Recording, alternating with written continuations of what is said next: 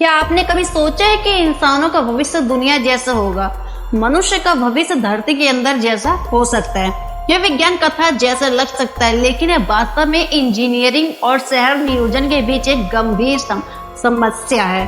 तो कई कारण हैं जिनकी वजह से मनुष्य को धरती पर रहना पड़ सकता है, जिनमें जलवायु परिवर्तन, जनसंख्या वृद्धि और संसाधनों की कमी भी शामिल है। जलवायु परिवर्तन से पहले ही हमारे ग्रह पर एक बड़ा प्रभाव डाल रहा है और यह और भी बदतर होने वाला है। जैसे जैसे तापमान बढ़ेगा, तूफान और ऐसी चरम मौसमी घटनाएं आम हो जाएगी। ये हमारी बुनियादी संरचना को नुकसान पहुंचा रहे हैं और लाखों लोगों को विस्थापित कर रहे हैं। भूमिगत हो जाना इन घटनाओं से बचने का एक तरीका भी हो सकता है। जनसंख्या वृद्धि और चुनौती है जिसका हम सामना कर रहे हैं। 2050 तक विश्व की जनसंख्या 9 अरब तक पहुंचने की उम्मीद है। यह आपदा, भोजन, पानी और ऊर्जा सहित हमारे संसाधनों पर दबाव डाल रही है। भूमिगत होना इन संसाधनों को संरक्षित करने का एक तरीका भी हो सकता है। आखिरकार हमें संसाधनों की कमी का सामना करना पड़ रहा है। हमारे ग्रह के कितने संसाधन जैसे जीवाश्म ईंधन सीमित, जिस प्रकार से हम इन संसाधनों का उपयोग करते रहेंगे ये नष्ट हो जाएंगे। मिट्टी की खोज करना उन संसाधनों की खोज करने का एक तरीका हो सकता है। यही वो कारण है जिनकी वजह से मनुष्य को धरती पर रहने की आवश्यकता महसूस होती है।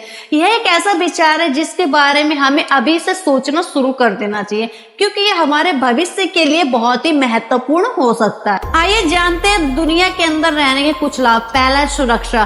प्राकृतिक आपदाओं से बचाव, जैसे भूमिगत आवास, तूफान, बाढ़, भूकंप और अन्य प्राकृतिक आपदाओं से सुरक्षा प्रदान कर सकते हैं। मानव निर्मित आपदाओं से, जैसे कि भूमिगत आवास, युद्ध, आतंकवाद और अन्य मानव निर्मित आपदाओं से सुरक्षा प्रदान कर सकते हैं। अत्यधिक तापमान से बचाव, जैसे कि भूमिगत आवासों में तापमान नियंत्रित करना आसान होता है, जिससे कि अत्यधिक गर्मी और ठंड से बचाव होता है। संसाधनों का संरक्षण।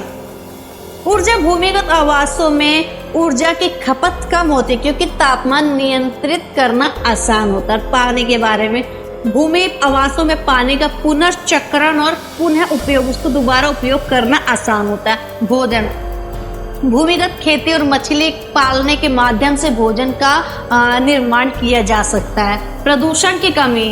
वायु प्रदूषण, जैसे कि भूमिगत आवासों में वायु प्रदूषण कम होता है। ध्वनि प्रदूषण। भूमिगत आवासों में ध्वनि प्रदूषण का स्तर कम रहता है।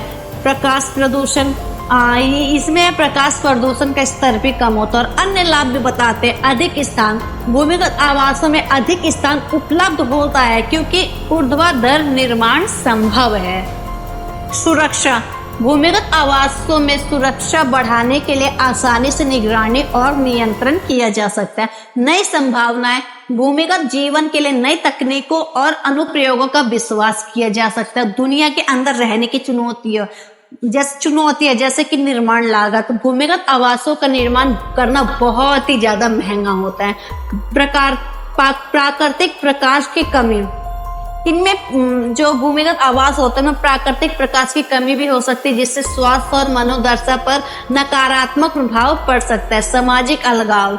भूमिगत जीवन सामाजिक अलगाव और अकेलापन हो सकता है। तकनीकी चुनौतियों का सामना भी करना पड़ सकता है, जैसे कि भूमिगत जीवन के लिए कई तकनीकी चुनौतियों का सामना करना होगा, जैसे कि वेंटिलेशन, जल निकासी और संचार। के अंदर रहने के कई लाभ और चुनौती। ये निर्णय लेने से पहले आप इन सभी पहलुओं पर विचार करना होगा हम सबको कि यह कहाँ तक सही और कहाँ तक गलत है और इसमें हमें क्या बेनिफिट और नुकसान हो सकते हैं। फिलहाल तो मैंने बेनिफिट बता दिया। अगर आपको इससे और जानकारी, नुकसान वगैरह और भी लॉन्ग में से भी ज़्यादा जानकारी आपको चाहिए, नॉलेज चाहिए, तो मैं आपको इसको लॉन्ग में करके बताऊंगी। तो आप लोग बताने कि आप लोगों को इससे क्या नॉलेज मिली, आप लोग कमेंट करके ज़रूर बताना।